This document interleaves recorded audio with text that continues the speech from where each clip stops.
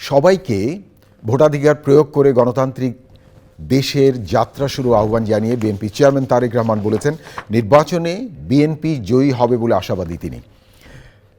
রাজধানীর Gulshan model high school and college কেন্দ্রে vote দিয়ে তারেক রহমান বলেন, গতকাল কিছু অনাকাঙ্ক্ষিত ঘটনা ঘটেছে।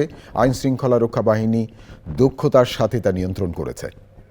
ভোটে জয়ী হয়ে ক্ষমতায় গেলে সবার আগে মানুষের নিরাপত্তা নিশ্চিত করার আশ্বাস দিয়েছেন ঢাকা 17 ও বগুড়া 6 আসনের প্রার্থী বিএনপি চেয়ারম্যান তারেক রহমান।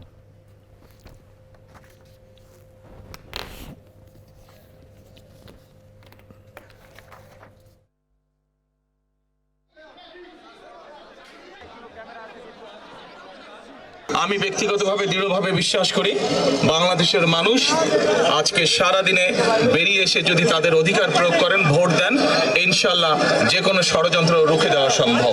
আমরা জয়লাভ করলে সবচেয়ে বেশি যেটা আমাদের কাছে প্রাধান্য পাবে সেটি হচ্ছে দেশের আইন শৃঙ্খলা পরিস্থিতির উন্নয়ন, যাতে মানুষ নিরাপদ বোধ করে, সমগ্র দেশে সাধারণ মানুষ যাতে নিরাপদ বোধ করে, এটি হচ্ছে আমাদের সবচেয়ে বেশি প্রায়োরিটি।